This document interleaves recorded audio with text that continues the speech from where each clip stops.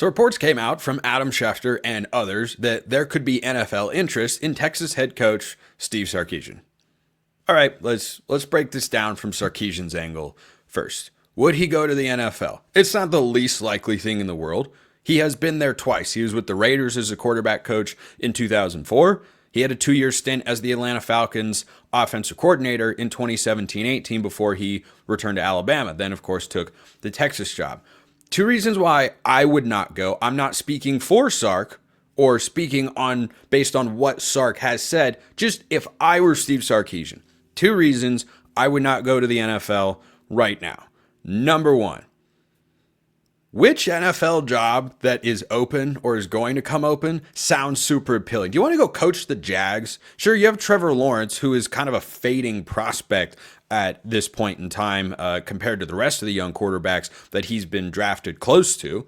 And, I mean, he's good, and maybe Sark would be the guy to fix all of that. But, I don't know. Do you want to go to the Jags, who don't have a long tradition of winning, or they're not even the most popular team in Florida? Not even really close to it. Is that where you'd want to go?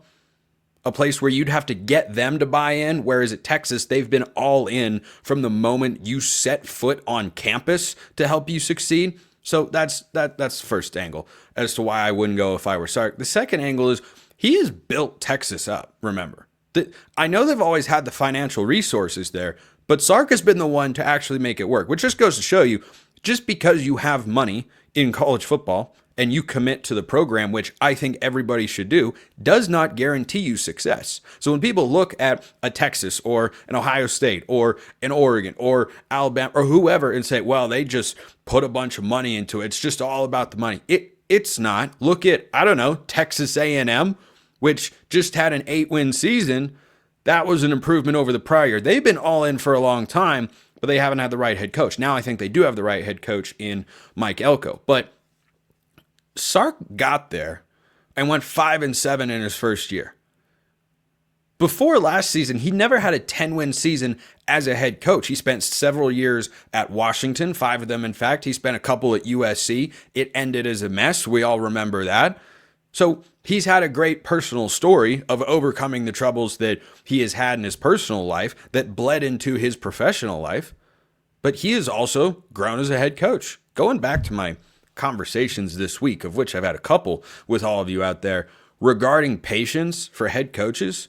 Look how long it's taken Steve Sarkisian to get a program consistently to a national championship level. They were in the semifinal last year after winning the Big 12 and beating Alabama on the road in the regular season. And they get to the SEC championship game this year, and thanks to the 12-team playoff, they make it. Maybe they would have made it in a 14 playoff anyway. But this did not happen overnight. It happened over the course of several seasons. It has been a progression, a slower build than you might think at a place like Texas. But all of the work, all the time, all the effort, all the winning and struggles and everything, the ups and downs that have gone into it, there has to be some sort of payoff at the end of it, right? Do you think when Steve Sarkisian took the head coaching job at Texas, his thought was, I want to use this as a springboard. I want to use this as a catapulting job. Never felt that way to me. Hasn't seemed that way. The way he talks about Texas and being the head coach of the program, I don't get that sense. I don't get the sense that he isn't committed to recruiting. Look at the way Texas recruits in the last several cycles. I don't get the sense that he doesn't enjoy it. Now, that could be an appealing part of it. That's usually the primary appeal of coaching the NFL compared to coaching in college football. And there's a lot of change going on in college football. The portal and NIL, it's a very player-empowered time in the sport compared to what Sark has been used to. Does he feel like a guy who's not adapting? Does it feel like a guy who is frustrated by the changing world and doesn't want to adapt and evolve or any of these things? I've never gotten that impression from him. I see a guy who says, hey, we got the resources over here to compete in NIL at a high level. And they do. Hey, we've got the ability to go out and add a bunch of key transfers. I mean, where would they be without Matthew Golden, who was a transfer from Houston, or Isaiah Bond or Silas Bolden? I've watched those guys make plays for Texas all year, all transfers in the offseason. So it feels like he has an adaptive approach, which is what you need to have in order to succeed, or else you get forced out in college football. And Steve Sarkisian's not as young as a Marcus Freeman or a Dan Lanning per se, but he's not someone who in his elder years, like Mac Brown or Nick Saban, maybe wasn't quite as open to it. We've seen a lot of college basketball coaches who have been great all-time coaches. They looked at this modern world and said, nah, I'm out. I'm done. I don't want to deal with this. So the payoff point, though, do you think Sark went to Texas and didn't want to at least make a national championship game? Because I know there are coaches in the college football world who don't want to be at one particular job forever. I also know that most of them would like to have some level of success and feel like they not only proved themselves as a coach, but also gave that place their all because of the opportunity afforded to them before they would move on to another location. And for Steve Sarkisian, just making the semifinal for a second straight year, I don't know that that's enough. It also wouldn't make a lot of sense to me because I don't see a looming drop-off for Texas. I see something that looks sustainable. I don't think Texas is going to beat Ohio State this week, especially if Ohio State plays the way they have in their first two playoff games against Tennessee and Oregon. But I don't see Texas as having a peak year. They're not a window program.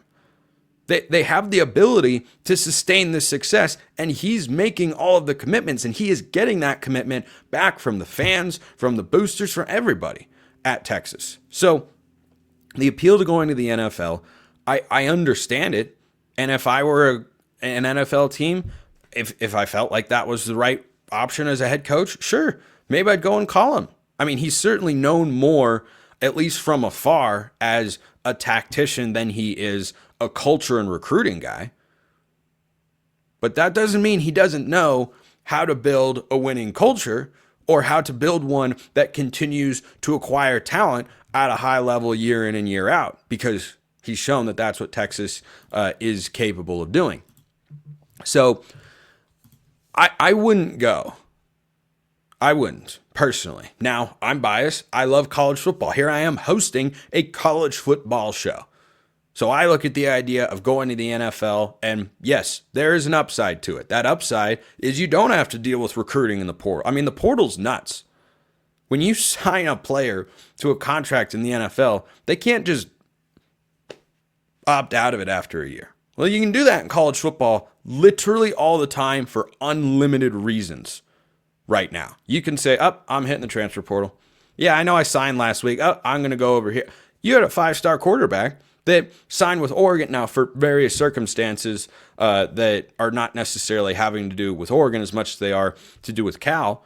But you had a quarterback, and you see players all the time now. They will sign. Julian Sayin, by the way, signed with Alabama, and before he even took a snap in spring ball or maybe even enrolled in a class, he transferred up to Ohio State. That's a frustrating thing to deal with for coaches. So perhaps that's weighing on Sark's mind more than he has let on publicly, and he would like to be able to just coach ball. But when I look at what he's built and what Texas can continue to be, I don't know why he'd leave. At least not until he's made a national championship game. That's just where I would that's just where I would come at it from. You have Quinn Ewers now. It'll be Arch Manning next year. I think this is going to be something that continues to work. They might not get to a national semifinal every year. No one's going to get to a national semifinal every year. But Texas has got to be one of the hottest programs in all of college football. Who's been to back-to-back semifinals? Nobody. The teams last year, Michigan, Washington, dropped off. Bama dropped off. Texas stayed up there. In fact, maybe even elevated from what they were a season ago, which is pretty challenging considering the amount of talent that they lost to the NFL draft. So I think, I know that people like Adam Schefter, they're not making up that there could be interest from the NFL. I just don't know how real that interest would be. I give this more credibility than, say, the report that came out that Dan Lanning will get interest in NFL circles. He's never coached in the NFL. Sark went there once, went there again. Typically, you don't do that unless you have an interest in coaching there in the long run. Like if Lane Kiffin were to be rumored to be interviewing for an NFL job, well, yeah, of course I could see that. He's been an NFL head coach before, but he's also found a pretty good groove in college football and is winning a lot of games for Ole Miss with back-to-back 10-win seasons. So I think Sark stays at Texas, but that's just my opinion. That's just my feeling on it. I'd stay there because he's got a good thing going, and I don't see a massive drop-off looming. But if you ever get the sense that could arrive, if they start losing some recruiting battles and they don't have as clear of a plan at quarterback and there isn't a transfer available in the coming years post-Arch Manning, then maybe he'd consider. But right now, I think he's in a pretty good situation.